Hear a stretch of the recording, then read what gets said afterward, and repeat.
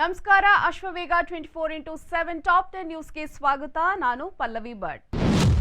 ಮಾಜಿ ರಾಷ್ಟ್ರಪತಿ ರಾಮನಾಥ್ ಕೋವಿಂದ್ ಅವರ ನೇತೃತ್ವದಲ್ಲಿ ಒಂದು ರಾಷ್ಟ್ರ ಒಂದು ಚುನಾವಣೆ ಕುರಿತ ಉನ್ನತ ಮಟ್ಟದ ಸಮಿತಿಯು ಇಂದು ಸಭೆ ಸೇರಲಿದ್ದು, ಏಕಕಾಲದಲ್ಲಿ ಚುನಾವಣೆ ನಡೆಸುವ ಕಲ್ಪನೆಗೆ ರಾಜಕೀಯ ಪಕ್ಷಗಳ ಪ್ರತಿಕ್ರಿಯೆ ಸೇರಿದಂತೆ ಇದುವರೆಗೆ ಆಗಿರುವ ಪ್ರಗತಿಯನ್ನು ಪರಿಶೀಲಿಸಲಿದೆ ಅಂತ ತಿಳಿದುಬಂದಿದೆ. ಅನೌಪಚಾರಿಕ ಸಭೆಗೆ ಯಾವುದೇ ಲಿಖಿತ ಅಜೆಂಡಾವನ್ನು ಪ್ರಸಾರ ಮಾಡಿಲ್ಲವಾದರೂ ರಾಜಕೀಯ ಪಕ್ಷಗಳಿಂದ ಪಡೆದ ಪ್ರತಿಕ್ರಿಯೆಗಳನ್ನು ಚರ್ಚಿಸಬಹುದು ಅಂತ ಮೂಲಗಳು ತಿಳಿಸಿವೆ.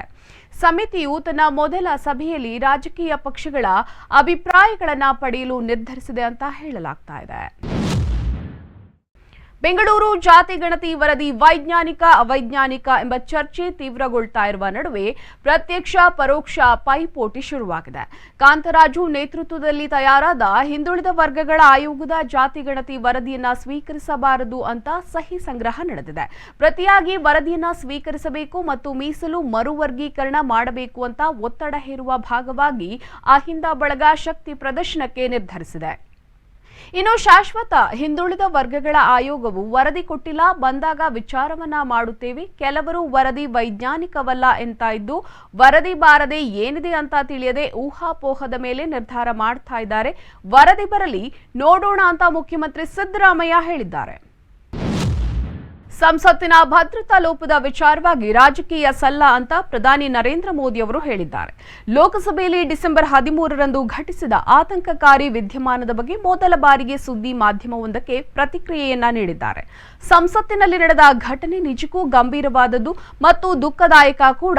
ಸ್ಪೀಕರ್ ಇದನ್ನ ಗಂಭೀರವಾಗಿ ಪರಿಗಣಿಸಿದ್ದಾರೆ. ತನಿಖಾ ಏಜೆನ್ಸಿಗಳು ಅವರ ಕೆಲಸ ಮಾಡ್ತಾ ಇವೆ, ಮುಂದೇನು ಮಾಡಬಹುದು ಎಂಬ ಕ್ರಮಗಳನ್ನ ಪರಿಶೀಲಿಸ್ತಾ ಇದ್ದಾರೆ.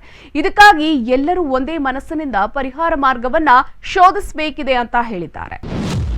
ಕೋವಿಡ್ ಪ್ರಕರಣಗಳು ಹೆಚ್ಚುತ್ತಾ ಇರುವ ಕೇರಳದಲ್ಲಿ ಕೊರೋನಾ ಸೋಂಕಿನಿಂದ ಶನಿವಾರ 4 ಮೃತಪಟ್ಟಿದ್ದಾರೆ ಅಂತ ಆರೋಗ್ಯ ಸಚಿವ ವೀಣಾ ಜಾರ್ಜ್ ಮಾಹಿತಿಯನ್ನ ನೀಡಿದ್ದಾರೆ. ದೇಶದಲ್ಲಿ ಅತಿ ಹೆಚ್ಚು ಸಕ್ರಿಯ ಪ್ರಕರಣಗಳು ರಾಜ್ಯದಲ್ಲಿ ವರದಿಯಾಗಿವೆ. ಕರ್ನಾಟಕದಲ್ಲಿ ರೂಪಾಂತರ ತಳಿಯ ಬಗ್ಗೆ ಕಟ್ಟೆಚ್ಚರ ವಹಿಸಿ ಮುನ್ನೆಚ್ಚರಿಕೆ ಕ್ರಮ ಕೈಗೊಳ್ಳುವಂತೆ ಆರೋಗ್ಯ ಸಚಿವರಿಗೆ ಸಿಎಂ ಸಿದ್ದರಾಮಯ್ಯ ಸೂಚನೆಯನ್ನ ನೀಡಿದ್ದಾರೆ. ಖಾಸಗಿ ಕಂಪನಿ ಉದ್ಯೋಗಿಗಳು ಅತಿಯಾದ ವೇಗ, ಸಿಗ್ನಲ್ ಜಂಪ್ ಸೇರಿ ಸಂಚಾರ ನಿಯಮ ಉಲ್ಲಂಘಿಸಿದ್ದರೆ ಅವರ ಮಾಹಿತಿನ ಕೆಲಸ ಮಾಡುವ ಕಂಪನಿಗಳಿಗೆ ಕಳುಹಿಸುವ ಹೊಸ ಯೋಜನೆಯನ್ನ ಸಂಚಾರ ವಿಭಾಗದ ಪೊಲೀಸರು ಜಾರಿಗೆ ತಂದಿದ್ದಾರೆ. ಈ ವಿಧಾನವನ್ನು ಪ್ರಾಯೋಗಿಕವಾಗಿ ಪೂರ್ವ ವಿಭಾಗದ ಎಲ್ಲಾ ಠಾಣೆಗಳ ವ್ಯಾಪ್ತಿಯಲ್ಲಿ ಜಾರಿಗೆ ತಂದಿದ್ದು, ಯಶಸ್ವಿಯಾದರೆ ನಗರದ ಎಲ್ಲಾ ಸಂಚಾರ ವಿಭಾಗದಲ್ಲೂ ವಿಸ್ತರಿಸುವ ಕುರಿತು ಸಂಚಾರ ವಿಭಾಗದ ಹಿರಿಯ ಅಧಿಕಾರಿಗಳು ನಿರ್ಧರಿಸಿದ್ದಾರೆ. ಮುಖ್ಯಮಂತ್ರಿ ಸಿದ್ದರಾಮಯ್ಯ ಅವರು ಇದೇ 19ರಂದು ಪ್ರಧಾನಿ ನರೇಂದ್ರ ಮೋದಿ ಅವರನ್ನು ದೆಹಲಿಯಲ್ಲಿ ಭೇಟಿ ಮಾಡಲಿದ್ದಾರೆ. ಅಂದು ಬೆಳಿಗ್ಗೆ 11:30ಕ್ಕೆ ಭೇಟಿಗೆ ಪ್ರಧಾನಿ ಸಚಿವಾಲಯದಿಂದ ಸಮಯ ನಿಗದಿಯಾಗಿದೆ. ಈ ಭೇಟಿಯ ಸಂದರ್ಭದಲ್ಲಿ ಪ್ರಧಾನಿ ಜೊತೆ ರಾಜ್ಯದಲ್ಲಿನ ಬರ ಪರಿಸ್ಥಿತಿ, ರಾಷ್ಟ್ರೀಯ ವಿಪತ್ತು ಪರಿಹಾರ ನಿಧಿಯಿಂದ ಪರಿಹಾರ ಬಿಡುಗಡೆ, ನರೇಗಾ ಯೋಜನೆಯಡಿ ಮಾನವ ದಿನಗಳನ್ನು ಹೆಚ್ಚಿಸಬೇಕೆಂಬ ಬೇಡಿಕೆಯೂ ಸೇರಿದಂತೆ ಅಭಿವೃದ್ಧಿ ವಿಚಾರಗಳನ್ನು ಸಿದ್ದರಾಮಯ್ಯ ಪ್ರಸ್ತಾಪಿಸಲಿದ್ದಾರೆ ಅಂತ ಮುಖ್ಯಮಂತ್ರಿ ಕಚೇರಿ ಮೂಲಗಳು ತಿಳಿಸಿವೆ. ಭಾರತವನ್ನು ಕೇವಲ ಹಿಂದೂ ರಾಷ್ಟ್ರವನ್ನಾಗಿ ಮಾಡಲು ಸಾಧ್ಯವಿಲ್ಲ. ಈ ದೇಶ ಹಿಂದೂ ರಾಷ್ಟ್ರ ಆಗಬೇಕೆಂಬುದು ಬಿಜೆಪಿಯವರ ಸಿದ್ಧಾಂತ. ನಮ್ಮ ದೇಶ ಹಿಂದೂಗಳ ರಾಷ್ಟ್ರವಲ್ಲ, ಇದು ಬಹುತ್ವದ ದೇಶವಾಗಿದೆ ಅಂತ ಸಿಎಂ ಸಿದ್ದರಾಮಯ್ಯ ಹೇಳಿದ್ದಾರೆ. ಅಯೋಧ್ಯೆಯಲ್ಲಿ ರಾಮ ಮಂದಿರ ಉದ್ಘಾಟನೆಗೆ ಮುಹೂರ್ತ ಫಿಕ್ಸ್ ಆಗಿದೆ.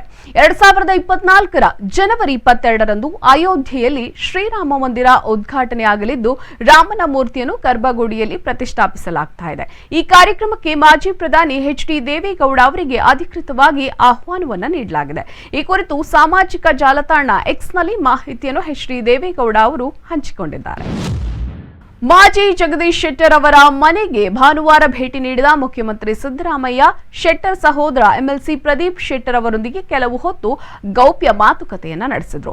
ಇದು ಕುತೂಹಲಕ್ಕೆ ಕಾರಣವಾಗಿದೆ.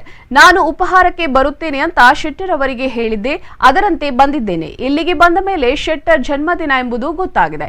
ಈ ಹಿಂದೆಯೂ ಶೆಟ್ಟರ್ ನಿವಾಸಕ್ಕೆ ಭೇಟಿಯನ್ನ ನೀಡಿದ್ದೇನೆ. ಇದರಲ್ಲಿ ವಿಶೇಷ ಅರ್ಥ ಕಲ್ಪಿಸುವ ಅಗತ್ಯ ಇಲ್ಲ ಅಂತ ಸಿಎಂ ಪ್ರತಿಕ್ರಿಯಿಸಿದ್ರು.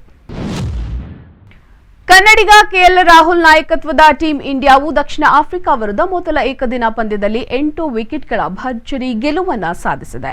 ಮೊದಲು ಬ್ಯಾಟಿಂಗ್ ನಡೆಸಿದ ದಕ್ಷಿಣ ಆಫ್ರಿಕಾ ಭಾರತೀಯ ಬೌಲರ್ಗಳ ದಾಳಿಗೆ ತತ್ತರಿಸಿ 27.3 ಓವರ್ಗಳಲ್ಲಿ 116 ರನ್ಗಳನ್ನು ಗಳಿಸಿ ಸರ್ವ ಪತನ ಕಂಡಿತು. ಸುಲಭದ ಗುರಿ ಬೆನ್ನಟ್ಟಿದ ಭಾರತವು 14.4 ಓವರ್ಗಳಲ್ಲಿ 2 ವಿಕೆಟ್ ನಷ್ಟಕ್ಕೆ 117 ಗಳಿಸಿ ಗೆಲುವಿನ ನಗೆ ಬೀರಿತು.